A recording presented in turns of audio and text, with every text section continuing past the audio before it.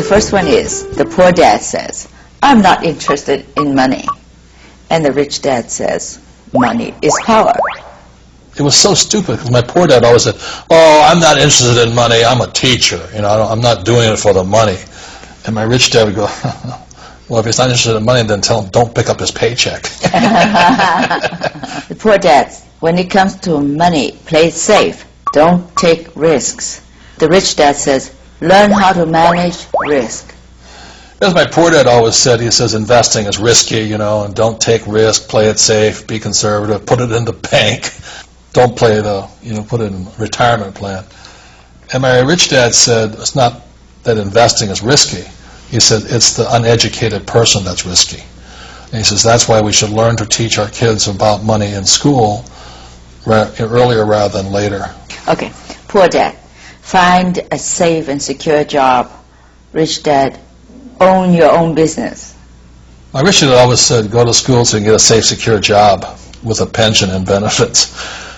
And my rich dad said, that's not a bad idea if you plan on being poor or working hard all your life. He says, if you want to get rich, one of the best ways to get rich is own your own business. And you want to have people work for you rather than you work for the rich. Poor dad, I can't afford it. Rich dad, how can I afford it? My rich dad always said, poor people say I can't afford it more than rich people. He says, the moment you say you can't afford it, it's like turning off the light switch in your brain. It doesn't have to think anymore. Instead, my rich dad said, ask yourself, how can I afford it? The moment you say, how can I afford it, you turn your light switch of your brain on and you have to think. To me, this is a very important thing I learned from your book. Poor dad says, my house and my car are assets. And the rich dad says, my house and my car are liabilities. Very simply, my rich dad said, assets will put money in your pocket whether you work or not, and liabilities will take money from your pocket whether you work or not. Never call a liability an asset. That's what gets you in trouble.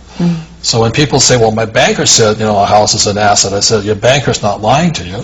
You're just not saying whose asset it is. It's the bank's asset. Because every month you send the bank a check, and that's how you know.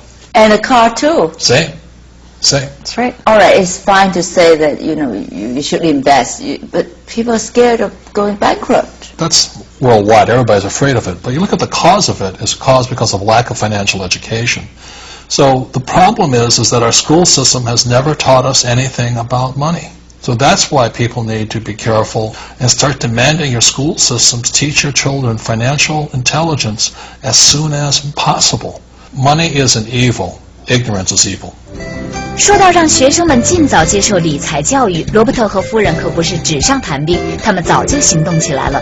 措施之一就是为世界各地的学校免费提供他们设计的网上游戏。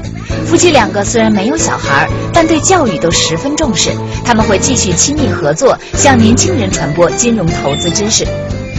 How did you two meet? We met in a bar in Honolulu. And she wouldn't go out with me. And I kept asking her out. He did. He asked me out for 6 months. He was a very, very good persuasive salesperson. Very good. I finally said, yes, I'll just go out for a drink. And we've been together ever since. And it's been 20 years now. Yeah. And she's my best friend. She's my business partner. And like I say, I didn't marry her for her cooking ability. My mother always said, if you don't want to spend your life in the kitchen, don't learn how to cook. And I took her to heart with that. My mother told me that too. Thank you so much, Kim and Robert, for having me in your Phoenix home. I really learned so much. I'm sure my audience will learn a lot too from you. Oh, thank you so much. Thank you so much for coming. Yeah, thanks for allowing us to share information through your network. I greatly appreciate it.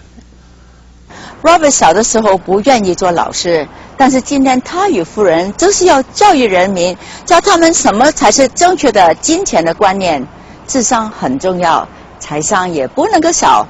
他们强调，如果你像穷人这样思考问题，无论你赚多少钱，还是会把钱全部花光，一无所有。所以不要为金钱工作，要让金钱为你工作。好，今天的节目到此为止，再见。